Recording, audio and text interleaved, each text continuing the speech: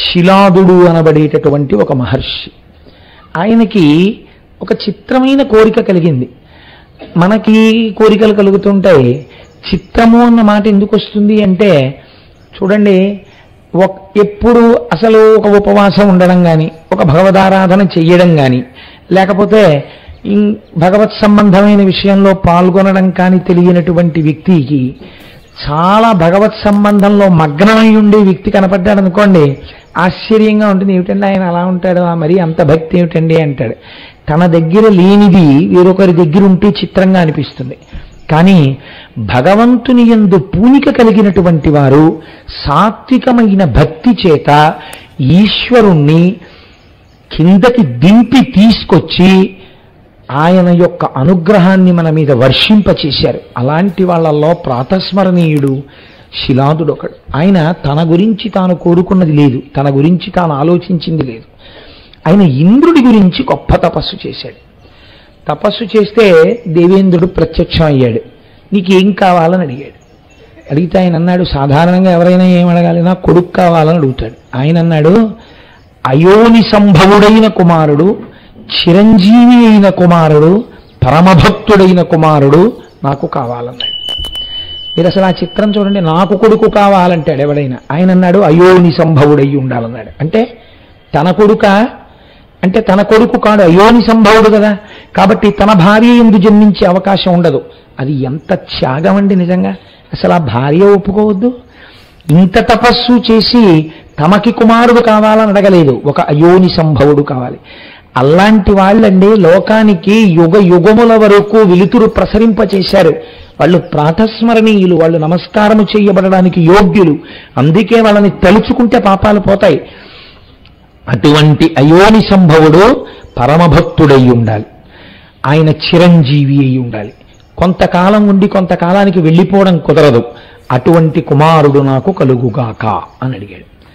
అడిగితే దేవేంద్రుడు నాలాగే ఓసారి తలకాయ గోక్కులన్నాడు.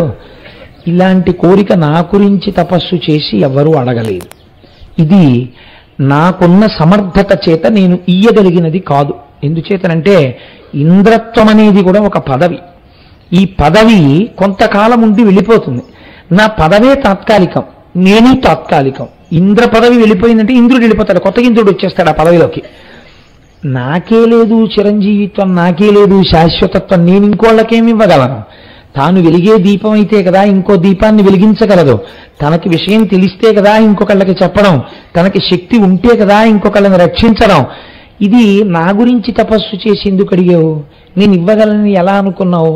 నేను ఇవ్వలేను, కానీ ఇది నా సమర్థత కాదు. కానీ ఇంత తప్పించావు కనుక ఇది ఇవ్వగలిగిన వాడిని చూపిస్తాను. ఇలా ఇవ్వగలిగిన వాడెవరో తెలుసా? ఇది చాలా లోక విరుద్ధమైన విషయాన్ని నువ్వు అడుగుతున్నావు. ఇది ఇవ్వగలిగిన వాడు పరమశివుడు ఒక్కడే ఇవ్వగలడు. కాబట్టి నువ్వు ఆ శంకరుడి గురించి తప్పించు అన్నాడు.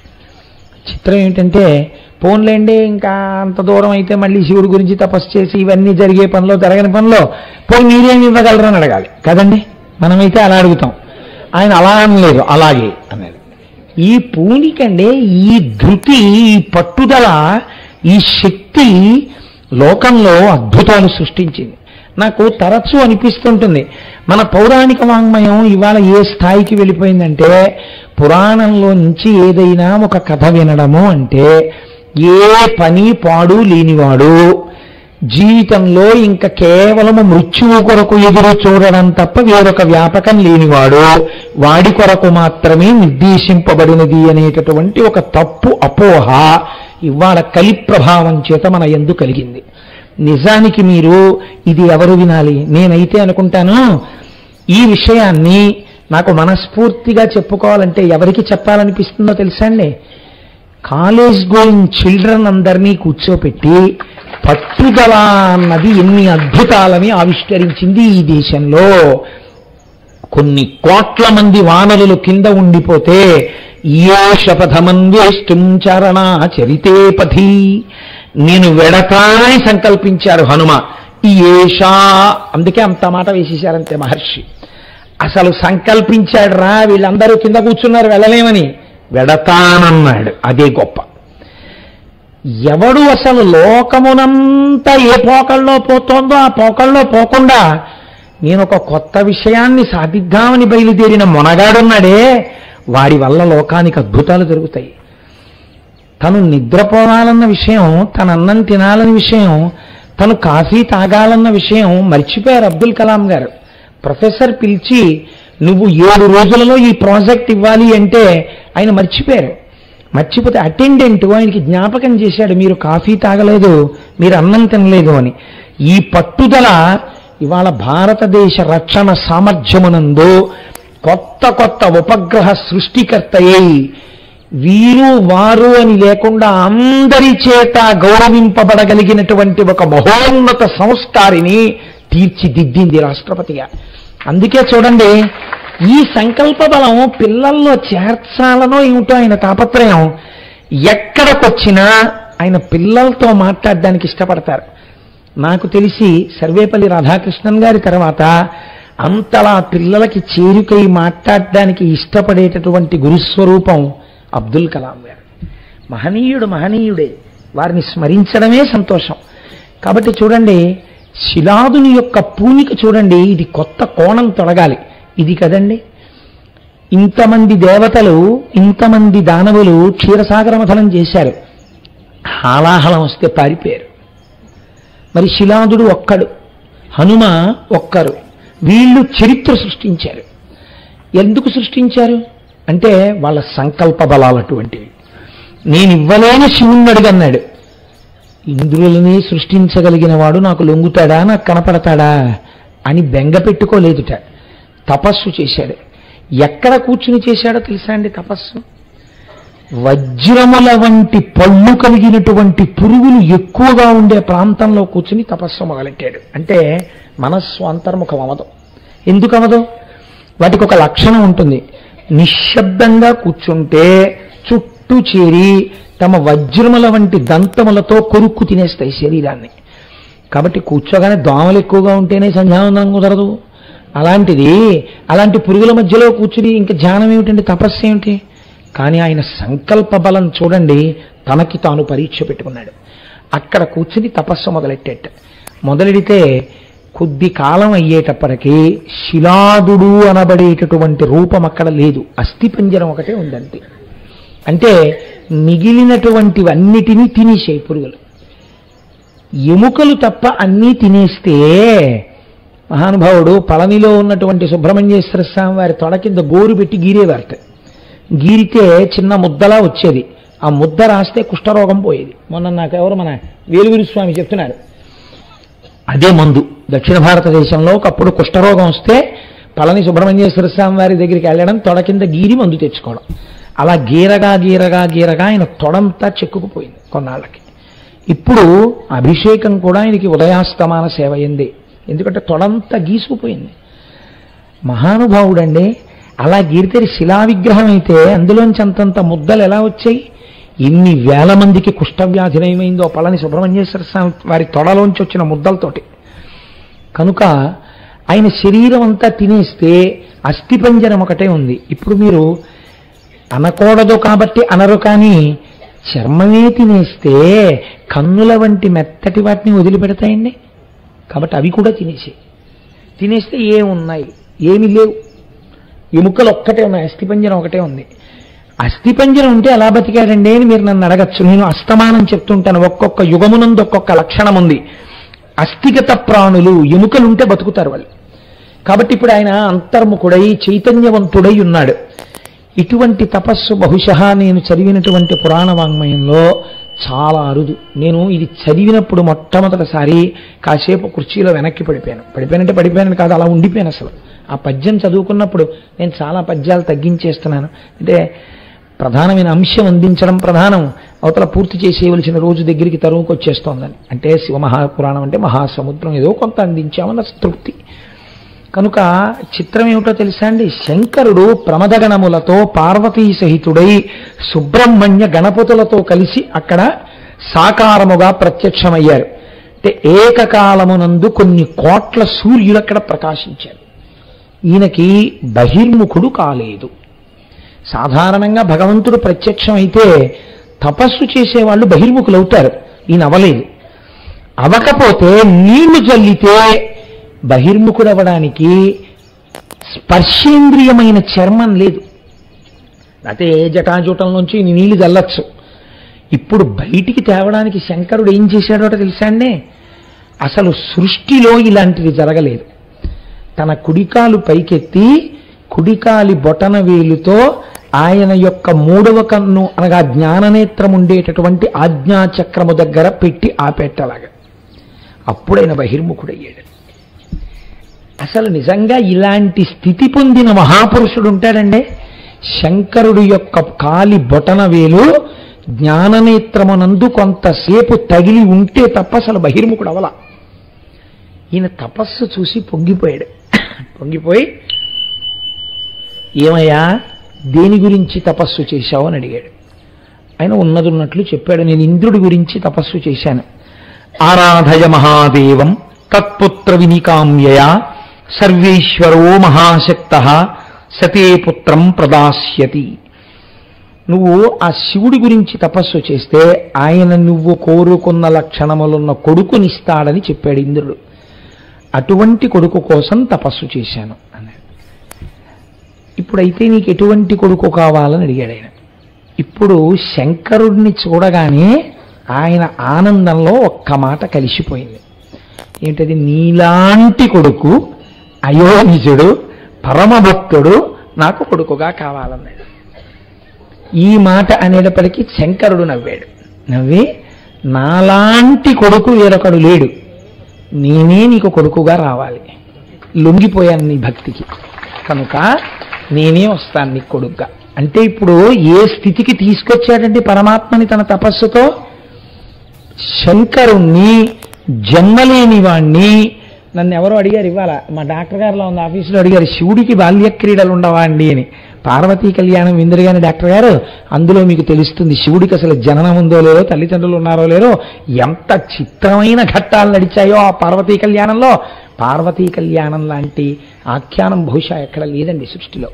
ఎదర విందురుగానే వచ్చేస్తుందో వారం రోజుల్లో. కనుక ఇప్పుడు అటువంటి కొడుకంటే నేనే నీకు కుమారుడిగా వస్తాను, కనుక చాలా సంతోషం, నువ్వు తపస్సుని విరమించు. ఇంకొక వరం ఏమీ ఆయన అడగలేదండి, ఇదొక్కటి అడిగి లేచి వెళ్ళిపోయాడంతే. తన గురించి ఏమీ లేదు. మరి ఇది ఎందుకు అడిగినట్టు? చాలు, ఇలాంటి వాడొకడు ఇంకొక కొత్త స్వరూపం వస్తోంది, ఇది లోకాలను ఉద్ధరిస్తుంది. నేను పుట్టినందుకో, నాకొక శరీరం ఉన్నందుకో, ఈ శరీరాన్ని ఈశ్వరార్పణముగా ఉపయోగించి నేను ఒక బృహత్ కార్యాన్ని లోకం కోసం చేశాను. వీరిని మహాత్ములు అని పిలిచింది లోకం. వీరు మహాత్ములంటే అందుకే అటువంటి మహాత్ముల కోవలోకి ఒక చంద్రశేఖర పరమాచార్య స్వామిని చెప్తాను. ఎందుకని? మహానుభావుడు ఎక్కడికి వెళ్ళినా ఎప్పుడూ సనాతన ధర్మాన్ని, వైదిక నిష్టని పెంచి ప్రోధి చేయడానికి ఎంత తపించారో. పిల్లల దగ్గరికి వెడితే శ్రీరామ ఎలా రాయాలో వాళ్ళని కూర్చోబెట్టి నేర్పేవారు. శ్రీరామ రాసేటప్పుడు ఒక్క పుస్తకం పట్టుకుని రాయకండి. నేను అందుకే శివరాత్రి నాడు శివకోటి రాయడం కూడా మనం అంతర్భాగం చేద్దామనడానికి కారణం ఏమిటో తెలుసా అండి? నా సొంత తెలివితేటలేం కావు, పరమాచార్య స్వామి వారు చేసిన ప్రయోగం అది. రామచంద్రమూర్తి ఫోటో ఎదురుగుండా పెట్టుకుని శ్రీరామ అని రాసోసారి ఇలా చూడండి, శ్రీరామ అని రాసిలా చూడండి, శ్రీరామ అని రాసిలా చూడండి. నామం రాసి ఆయన్ని చూస్తూ, నామం రాసి ఆయన్ని చూస్తుంటే మీకు తెలియకుండా మీ యందు రాముని యొక్క తేజస్సు ప్రవేశిస్తుంది. ఇందులో కొంతమంది రామచంద్రమూర్తులైతే ఈ దేశంలో ఆర్షధర్మం నిలబడుతుంది. శంకరులు మమ్మల్ని అందుకే వినియోగించారనేవారు. అంతక తప్ప నా గొప్ప ఇది నా ఆలోచన అనేవారు కాదైనా.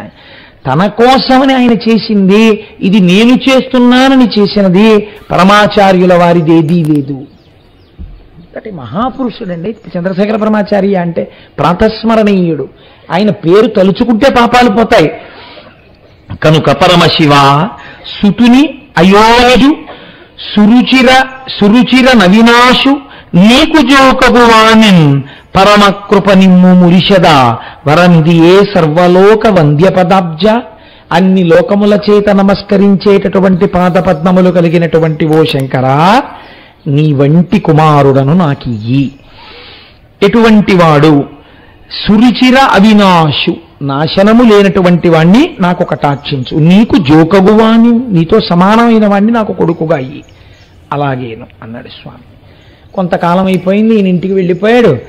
వెళ్ళిపోయి ఒకానొక నాడు పరమశివ సంబంధమైనటువంటి ఒక యజ్ఞ కార్యాన్ని నిర్వహించడం కోసమని భూమిని దున్ని యజ్ఞశాల నిర్మాణం చేసి అగ్నిహోత్రాన్ని వ్రేల్చడం కోసమని కొన్ని గుండములను ఏర్పాటు చేసి ఆ యజ్ఞాన్ని నిర్వహణ చేస్తున్నాడు. నిర్వహణ చేస్తుండగా ఆ యజ్ఞవాటి యందున్నటువంటి అగ్నిగుండంలోంచి ఒక మూర్తి ఆవిర్భవించారు. ఈయన తరుణేందు కిరీటముతో సురుచిర భస్మానులిప్త శుభ్రతనువుతో వరభుజ చతుష్టయముతో హరువుగ బాలకుడు పొడమె హరునంశముతో. వచ్చినటువంటి వాడు ఎటువంటి వాడు? ఇలా పైకొస్తుంటే ముందు తల మీద ఏం కనపడిందిట? తరుణేందు కిరీటముతో, చంద్రరేఖతో కూడినటువంటి కిరీటం ఉన్నవాడు. ఇది ఒక్క పార్వతీ పరమేశ్వరులే ధరిస్తారు. కళాభ్యాం చూడాలంకృత శశికళాభ్యాం అంటారు శంకరాచార్యుల వారు. అటువంటి చంద్రరేఖతో కూడుకున్నటువంటి కిరీటమును ధరించినటువంటి వాడు, సురుచిర భస్మానులిప్త శుభ్రతనువుతో, ఏ విధమైనటువంటి మలినము లేకుండా ప్రకాశించిపోతున్నటువంటి తెల్లనైన శరీరము మీద అలదినటువంటి భస్మతో కూడినటువంటి శరీరమున్నవాడు, వరభుజ చతుష్టయముతో 4 భుజములు కలిగినటువంటి వాడు, హరువుగ బాలకుడు పొడమే హరునంశముతో, పరమశివుని యొక్క అంశ చేత అట్లాంటి పిల్లాడే బాలశివుడా అన్నట్టుగా ఆవిర్భవించాడు. చిన్ని శివుడేమో అన్నట్టుగా ఆయన్ని చూడగానే పొంగిపోయాట. ఎవరు? శిలాదుడు. దేనికి పొంగిపోయాడు? నేను లోకములు కన్న తండ్రిని చూశాను, ఎవరూ చూడలేని మూర్తిని చూశాను, పార్వతీ సహితుణ్ణి. ఆయనే నేను నీకు కొడుకుగా వస్తానన్నాడు. నీకు జోబగు పుత్రుని అన్నందుకు ఆయనే చిన్ని శివుడిగా వచ్చాడు. ఆ శివుడే ఇప్పుడు చిన్ని శివుడు. చిన్ని శిశువు కీర్తన చేస్తారు అన్నమాచార్యుల వారు. అలా చిన్న శిశువుగా వచ్చి చిన్న శివుడిగా కనపడ్డాడు. కనపడితే ఆ చూడగానే శంకరుడి యొక్క అనుగ్రహాన్ని దర్శించట శిలాదుడు. దర్శించి ఆ పిల్లవాణ్ణి చూడగానే ఎక్కడ లేని ఆనందము పైకి పొంగి పొరలింది కాబట్టి నంది అని పిలిచాట. నాలో ఆనందమును ఉద్భవింపజేశావు కాబట్టి నిన్ను నంది అని పిలుస్తున్నాను అని నంది అని పిలిచి కొడుకుని వెళ్ళి కౌగలించుకున్నట్ట. కౌగులించుకొని సంతోషపడి నందమొసగిన వాడవుట నంది అనుచు నామకరణంబునర్చి నానా విదార్థ సంచయము నిన్నిమై నర్ధి జనులకిచ్చి తనియ చేసి ముదంబునదమరుచుండే. నంది అనేటటువంటి నామకరణం చేసి పుట్టగానే నన్ను సంతోషింపచేశావని ప్రజలందరూ ఆయన్ని చూసి పొంగిపోతుండగా ఆ పిల్లవాడు దినదిన ప్రవర్ధమానం అవుతున్నాడు. అయితే మీకు ఇక్కడ ఒక అనుమానం వస్తుంది. ఏమండి, మీరేమో 4 భుజములు కలిగినటువంటి వాడై 3వ కన్నున్నవాడై పరమశివాంశతో పుట్టాడని అంటున్నారు.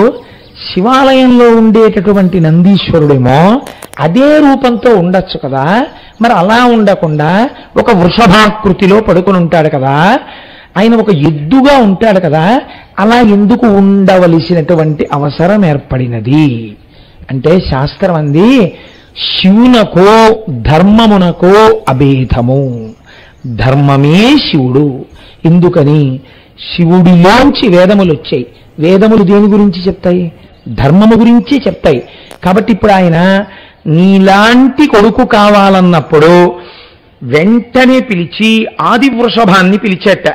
ఆ ఆది వృషభమునకు ధర్మము అని పేరు. అంటే వృషభ జాతి యందున్న మొట్టమొదటి వృషభమేదో అది ఆది వృషభం. అందుకే ధర్మము లోపించిపోయిందనుకోండి కలియుగంలో, ఇంకా అంతమైపోవలసి వచ్చింది, ఇంకా ధర్మము లేదు అని ఎవరు కనిపెట్టాలి? ఎవరు ధర్మాకృతియో వారు కనిపెట్టాలి. అందుకే ఎవరు లేస్తారు కలియుగానికి ముందు అంటే శ్రీశైలంలో ఉండేటటువంటి శనగల బసవన్న లేస్తారు. లేచి ఒక పెద్ద రంకె వేస్తాడు. ఆయన రంకె వేసిన తర్వాత ఇంకా కలియుగాంతం ప్రారంభం అవుతుందని. కాబట్టి ఇప్పుడు ఆ వృషభాకృతియే ధర్మాకృతి. కాబట్టి ఇప్పుడు ఈ ఆది వృషభం ఏది ఉన్నదో ధర్మస్వరూపమై దాన్ని పిలిచి నీవు నందీశ్వరుడిగా అంటే మీకేమర్థమైంది? ఎవడు ధర్మాన్ని పట్టుకుంటాడో వాడు ఆనందాన్ని పొందుతాడు. కాబట్టి నువ్వు ధర్మస్వరూపానివి, నందిస్వరూపంగా నా స్వరూపంగా శిలాదుడికి అయోనిజుడిగా జన్మించు అని శాసనం చేశాడు. అందుకని ఆయన ముందు బాలశివుడిగా దర్శనమిచ్చాడు, అభేద దర్శనమిచ్చాడు. శివుడికి తనకి భేదం లేదు, బాలశివుడై ఉన్నాడు. అందుకని ఇలా దర్శనమిచ్చాడు. కొంతకాలం అయింది, ఒక ఆశ్చర్యకరమైన సంఘటన జరిగింది. కొంతమంది దేవతలు వచ్చి వాళ్ళతో అన్నారు, అయ్యో శిలాదుడా, నువ్వు ఒకటికి ఒకటి విన్నావు, నువ్వు అడిగినదొకటి నీకు ఇయ్యబడినదొకటి, నువ్వు ఎటువంటి స్వరూపాన్ని కోరావో అటువంటి స్వరూపాన్ని నీకు ఇచ్చారు. కానీ పిల్లవాడిది అల్పాయుర్దాయం. ఆయన జ్ఞానము చేత చిరంజీవి అవుతాడు, కానీ ఈ శరీరము చేత చిరంజీవిత్వం లేదు, అలా ఉండడు. ఈ పిల్లవాడు ఆయుర్దాయం అయిపోయిందన్నారు. శిలాదుడు బాధపడి వెంటనే శోకిస్తుంటే ఈ పిల్లవాడు చూసి నందీశ్వరుడు, ఎందుకంత బాధపడతారు నాన్నగారు, నేను శంకరుడి గురించి తపస్సు చేస్తానని మార్కండేయుడు ఎలా తపస్సు చేశాడో అలాగే ఈయన కూడా తపస్సు ప్రారంభించాడు. ఈయన చేసినటువంటి తపస్సు చేత ప్రీతి పొందినటువంటి శంకరుడు మళ్ళీ ఈయనకి ప్రత్యక్షమయ్యాడు. ఏమిటి ఇవాళ ఇన్ని పురుగుల కింద ఉన్నాయి? ఈయనకి ప్రత్యక్షమై ఆయన అన్నాడు, ఇట్లు అయ్యయ్యో పిల్లవాడా, నువ్వు ఎంత భక్తితో తపస్సు చేశావురా, నేనే పరీక్ష పెడదామని నీ ఇంటికి వాళ్ళని పంపాను తప్ప నీవు చిరంజీవివే, మీ నాన్న అడిగినప్పుడే చిరంజీవి అయిన కుమారుడు కావాలన్నాడు. నేను తథాస్తు అన్నాను. నేను తథాస్తు అన్న తర్వాత నీకు మృత్యువు ఎక్కడి నుంచి వస్తుంది? కానీ నా మీద నీకెంత పూనిక ఉన్నదో చూడడం కోసమని ఈ పరీక్ష చేశాను. నీ పూజకి నీ తపస్సుకి నేను పరవశించాను. ఇట్లు చెప్పి శిరంబున నెసగు హేమ కమలహారము శైలాదిగలమునందు వేసి అంతనే అతడును వెలస పంచముకుడు త్రినయనుడు దశభుజుడు నగుచు. పొంగిపోయాను రాని తన మెడలో ఉన్నటువంటి బంగారు పద్మములతో కూడినటువంటి హారాన్ని ఒక దాన్ని తీసి ఎదురుగుండా ఉన్న పిల్లవాడి మెడలో వేసట. ఒక్కొక్కసారి చమత్కారంగా ఉంటుందండి. ఒకడే భగవంతుడిని చెప్తున్నా, గృహస్థులందరినీ ఉద్ధరించి రామాయణం చెప్పుకున్నా, 5 పైసలు ఆశించకుండా మహానుభావుడు ఎన్ని వేల మందినో ఉద్ధరించినా ఆయన శంకర మఠంలో కూర్చుని చెప్తుంటే ఆయన పుట్టినటువంటి సంప్రదాయం ప్రకారం ఆయన బుద్ధపుండ్రాలు పెట్టుకున్నారు. నీకు వచ్చిన నష్టం ఏమిటి? ఆయన ఎప్పుడైనా ఎవరన్నా నిందించారా, దూషించారా? 10 మందితో మంచిగానే మాట్లాడారు. ఆయన శివానంద లహరి చెప్పుకున్నారు. నాకు తెలిసి శ్రీభాష్యోపలాచార్య స్వామి వారు అలా భేదంతో ఎప్పుడూ మాట్లాడలేదు. నేను మా దొరగారు వెళ్ళి పక్కన కూర్చుంటే ఎన్ని మాటలు దక్షిణామూర్తి స్తోత్రం గురించి, శివానంద లహరి గురించి మాట్లాడారు. వారికి ఉత్తరాలు రాశారు కొంతమంది, నువ్వు వైష్ణవుడవు, నువ్వు శంకర మఠానికి వచ్చి ఉపన్యాసాలు ఎందుకు చెప్తున్నావు, ఇది శంకరాచార్యుల వారి మఠం, నువ్వు చెప్పొద్దని. ఆయన మనస్సు కుంది ఆయన ఉపన్యాసాలు చెప్పడం మానేశారు, కానీ ఈ ఉత్తరాల గురించి చెప్పలేదు. ఎందుకు లేనిపోని ఇబ్బందులు అని ఆయన కనీసం ఇది ప్రస్తావన చేయలేదు. చెప్పకుండా మానేస్తే తెలుసుకునే వాళ్ళు ఎవరో ఉంటారు కదండి, అంతేవాసులు దగ్గర వాళ్ళు ఉంటారు, వాళ్ళకి తెలిసిపోతుంది. వాళ్ళ ద్వారా తెలిసి అయ్యో చూసావా ఇంతటి మహానుభావుడి మీద కూడా బురద చల్లే వాళ్ళ లోకంలో ఉంటారు అని తెలుసుకుని, ఇది ఆనాడు పెద్ద దిక్కు కనుక పరమాచార్య స్వామి వారికి చెప్పారు. పరమాచార్య స్వామి వారు వెంటనే కంచి నుంచి పీఠకానుకలతో సహా ఒక మనిషిని పంపారు. మీరు వైదిక ధర్మ ప్రచారం చేస్తున్నారు, మీరు వైష్ణవుడైనంత మాత్రం చేత శంకర మఠంలోకి రాకూడదని ఎవరన్నారు? శంకరులు విష్ణు సహస్రానికి భాష్యం ఇచ్చారు. మీరు వచ్చి శంకర మఠంలో కూర్చొని ప్రసంగాలు చేయవలసినదిగా కంచి పీఠాధిపతిగా నేను ఆహ్వానిస్తున్నాను అని వారిని ఆహ్వానించి పీఠకానుకలు పంపారు. అప్పలాచార్య స్వామి వారు మళ్ళీ వచ్చి కూర్చుని ప్రసంగాలు చేశారు. అవి పెద్ద మనస్సులంటే. అందుకని వారు ప్రాతస్మరణీయులయ్యారు. అందుకని తెల్లవారి లేస్తే నడిచే దేవుడిని నమస్కరిస్తాం, నడిచే దేవుడిని స్మరిస్తాం. అంతటి మహాపురుషుడు పరమాచార్య స్వామి అంటే. కనుక చూడండి, నేను ఈ విషయాన్ని మీతో ఎందుకు ప్రస్తావన చేయవలసి వచ్చింది అంటే, ఇది నీకు కేవలం పరీక్ష. ఈ పరీక్ష యందు నువ్వు నెగ్గావు కాబట్టి ఒక సన్మానములో పరమాచార్య స్వామి వారు పంపించినటువంటి కామాక్షి మూర్తికి ఎంత పరవశించిపోతామో అలా శంకరుడు తన మెడలో ఉన్న మాల తీసి ఆ పిల్లవాడి మెడలో వేశాట. ఈ మాల ఆయన మెడలో వెయ్యగానే ఏమి జరిగింది అంటే, ఆయనకి కూడా మూడవ కన్ను వచ్చింది. ఆయనకి కూడా సద్యోజాత అఘోర తత్పురుష వామదేవ ఈశానములని శివుడికి ఎలా 5 ముఖాలు ఉంటాయో 5 ముఖాలు వచ్చాయి. ఆయనకు కూడా 10 భుజములు వచ్చాయి. వచ్చి శివుడితో సమానంగా అలరారుతూ ఎదురుగుండా నిలబడ్డాడు. పార్వతీ పరమేశ్వరుల యొక్క అనురాగం అంటే ఎలా ఉంటుందో చూడండి. పొంగిపోతూ పార్వతీదేవి వంక చూశాట్ ఇలా తిరిగి.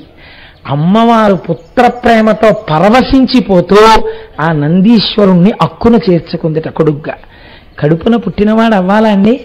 విశాల హృదయం ఉన్నటువంటి వాడు అంత ప్రేమగా ప్రవర్తిస్తాడు. అక్కున చేర్చుకుని కౌగలించుకుంటే మీరు ఇలాంటివి వింటే మన ప్రవర్తన ఎందే ఒక మార్పు వస్తుందండి. ఒక చిన్నపిల్లల దగ్గరికి వెళ్ళి మాట్లాడేటప్పుడు నేను ఒక నందీశ్వరుడితో శంకరుడు మాట్లాడినట్టు నేను మాట్లాడలేనా? నేను అంత ప్రేమగా కౌగలించుకుని మాట్లాడలేనా? ఎందుకు లేనిపోని డాంబికంతో కూడిన ప్రవర్తన. వాడు చిన్నవాడు కాబట్టి నాకేదో చెయ్యాలి, నా కుర్చీ వెయ్యాలి కాదు. వాడిని చూడగానే నేనే వెళ్ళి గభాలను కౌగలించుకుని ఆయుష్మాన్ భవ, నాన్న బాగున్నావా, బాగా చదువుకుంటున్నావా అని మీరు అడుగుతారు. మీ సంస్కారాన్ని మార్చేస్తాయి. శంకరుడు అంటే శంకరుడే, మహానుభావుడు. జగతపితరవు వందే పార్వతీ పరమేశ్వరవు. కాబట్టి ఇప్పుడు సంతోషం ఆగలేదట ఆయనకి.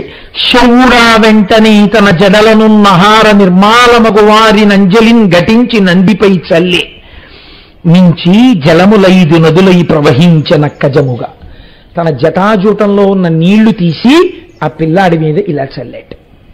ఇలా చల్లితే అవి నందీశ్వరుడి నుంచి జాలువారి 5 నదులుగా ప్రవహించేట. అవే త్రిస్రోత, జటోదక, స్వర్ణోదక, జంబూ నది, వృషధ్వని 5 నదులు వెడుతున్న మధ్యలో ఈశ్వరుడు యొక్క శివలింగం ఉంది. నందీశ్వరుడు ప్రతిష్ఠ చేసింది. 5 నదులలో స్నానం చేసి శివలింగాన్ని ఎవరు అర్చిస్తారో వారికి మోక్షం ఇయ్యబడుతుంది అని శాస్త్రం. కాబట్టి ఈ 5 నదులు ప్రవహించాయి. ప్రవహించిన తరువాత పార్వతీదేవే కదండి, ఏమండి వాడికి నీళ్లు జల్లారు బాగుంది, వాడికి మీ మెళ్ళలో మాల వేశారు బాగుంది, మీ వంటి వాణ్ణి చేశారు బాగుంది, కానీ ఇంత చేసిన తర్వాత మీరేమో అంతటి చేత పూజనీయులా, మరి వాడికేం అధికారం ఉంది, వాణ్ణి ఏదో మంచి పనిలో పెట్టండి అంది. అంటే ఏం చేద్దామంటావు, అయితే మన ప్రమదగణాలన్నింటికీ నాయకుడిగా కూర్చోబెట్టి అభిషేకం చేసేయండి అంది. ఆయన్ని కూర్చోపెట్టి ప్రమదగణములన్నింటికీ నాయకుడిగా అభిషిక్తం చేశారట.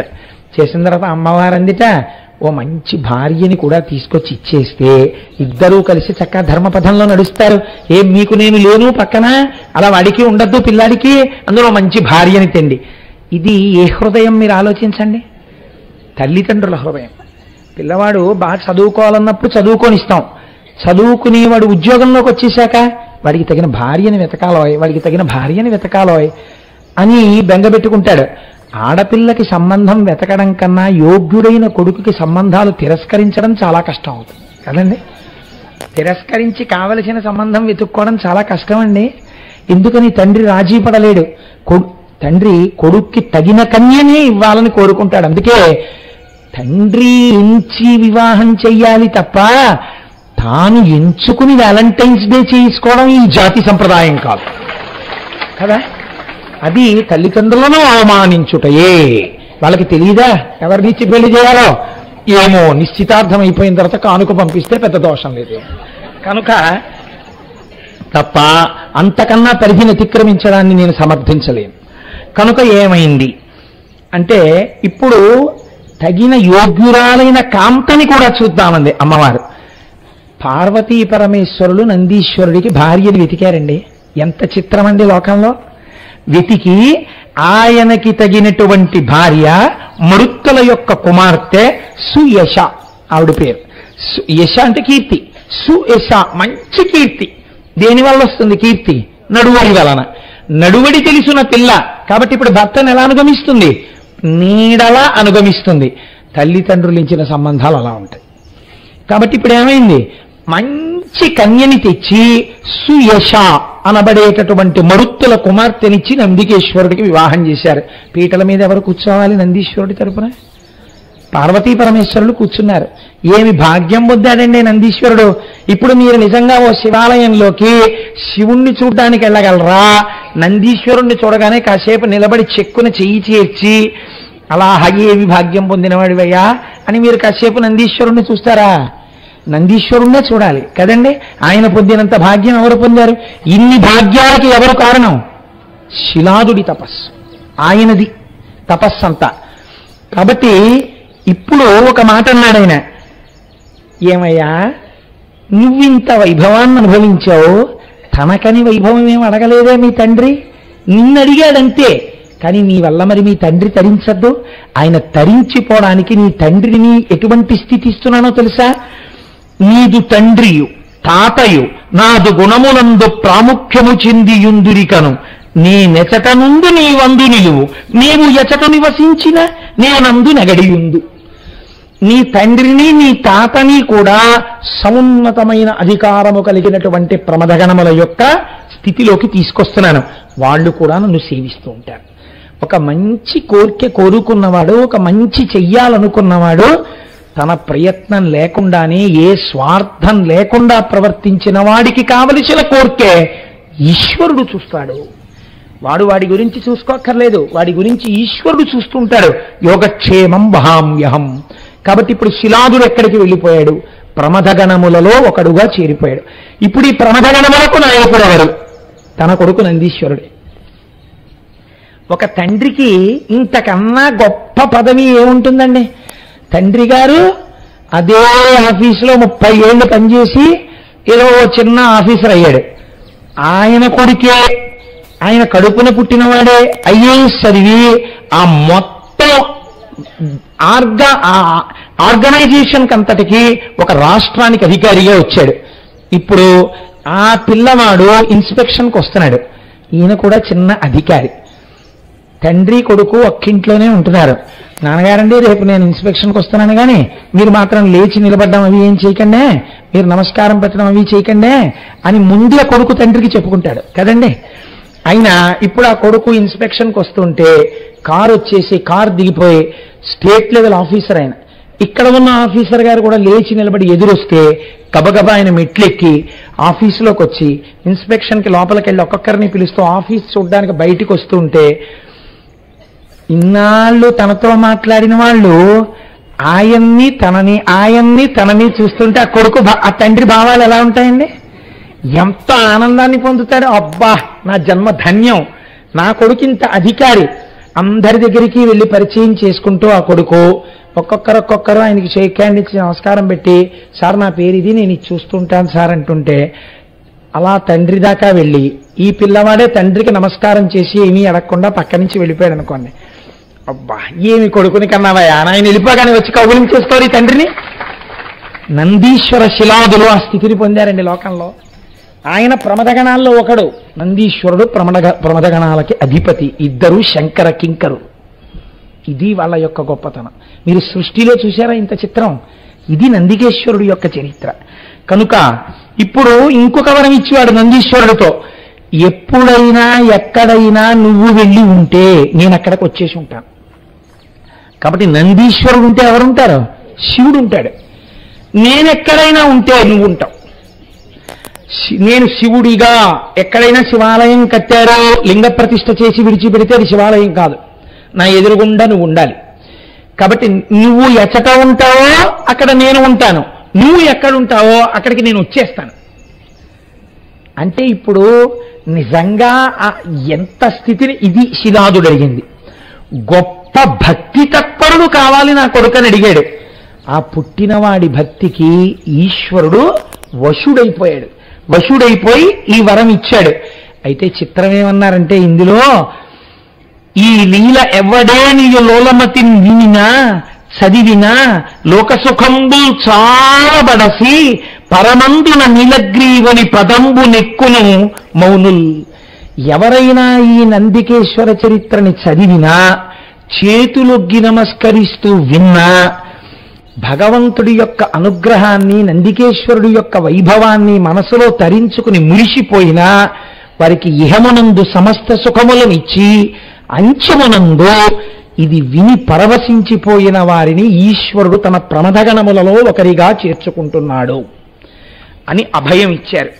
అయితే మీరు ఒక చిత్రం చూడండి.